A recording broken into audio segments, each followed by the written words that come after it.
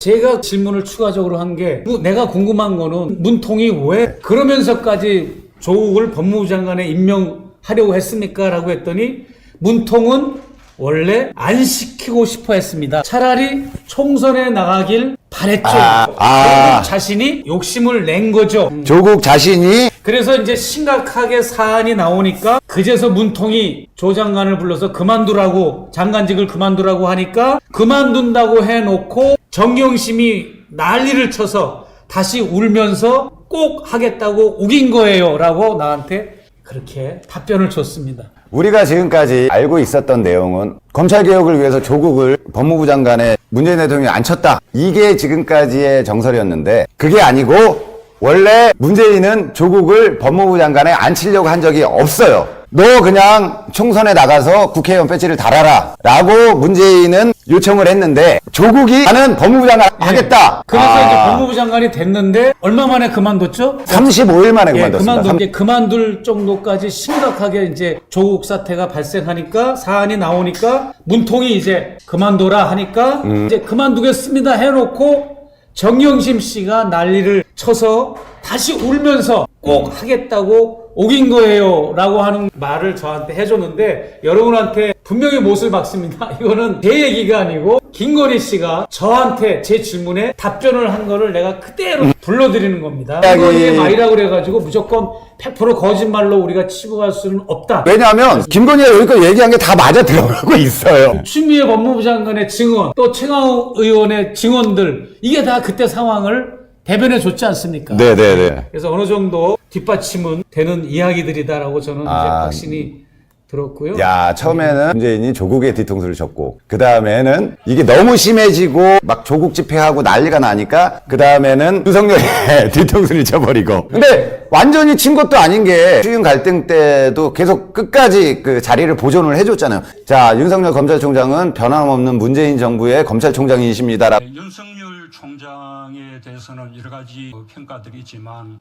저는 저의 평가를 한마디로 말씀드리면, 그냥 문재인 정부의 검찰총장이다. 그렇게 말씀드리고 싶습니다.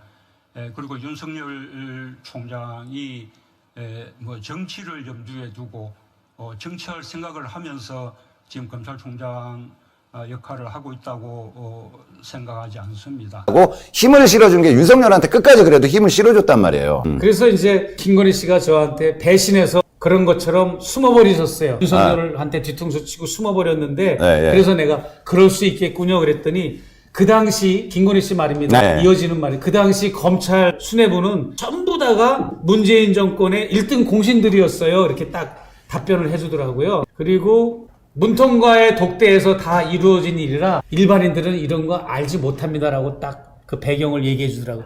문재인 대통령과 윤석열의 독대에서 이루어진 얘기들을 아니 문재인하고 윤석열하고 독대를 한 적이 없다라고 계속 이야기가 나왔었는데 독대를 한 적이 있는 거예요? 독대를 했다고 저한테 몇 번 얘기했어요. 독대했다고. 독대를 안 했다고 언론에서 독대를 한 적이 없다고. 내가 뭐라고 문제를 제기했는가 하면 조국 사태가 벌어지면서 서초동에 촛불 시위가 발생하고 시민들 군중 집회할 때 마음이 참 힘들었겠어요. 그랬더니 문통이 지지자들을 끝까지 포기 못 하더라고요. 그래서 내가 그러게요. 그랬더니 그러다 문통이 어쩔 수 없는지 저희 뒤통수를 때렸죠. 이렇게 또 한 번 뒤통수 때린 얘기를 했고요. 문통한테 제일 중요했던 게 사실 지지율이었거든요. 본인 지지율 떨어지는 걸 용납을 못했던 사람이 문통이고 자기 지지율 떨어지는 거에 대해서 조금이라도 방해가 되는 사람이 있으면 가차없이 날렸던 사람이 문통인지라. 김건희 씨가 또다시 반복한 얘기는 아닌데 반복어 비슷하게 또 강조한 얘기가 나옵니다. 이거 중요할 것 같아요. 네네. 문 대통령을 얘기하는 겁니다. 본인이 욕심을 낸 거고 문 대통령한테 한 말입니다. 문통이 욕심을 낸 거라는 뜻이죠. 심각하게 사안이 나오니까 문통이 그만두라고 하니까 그만둔다 해놓고 정경심이 난리를 쳐서 다시 울면서 꼭 하겠다고 우긴 거예요.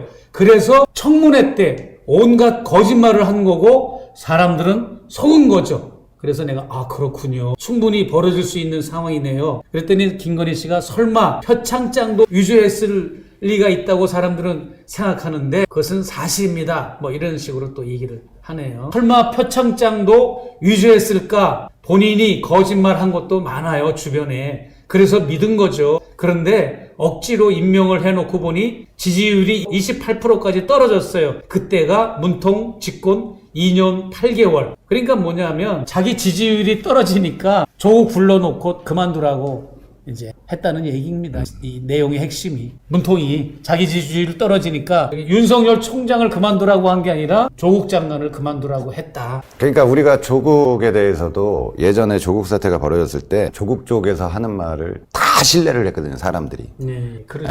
예, 옛날에 문재인에 대해서 문재인이 하는 말을 다 신뢰를 했듯이 조국에 대해서도 다 신뢰를 했는데 그가 얘기했던 게 아니었다라는 부분들이 하나하나 지금 드러나고 있고 지금도 총선 전에 했던 말과 지금 총선 지나고 국회의원이 된 이후에 하는 말이 계속 또 바뀌고 있어요. 왜 이렇게 바뀌나 했더니 원래 거짓말을 잘했던 사람이다.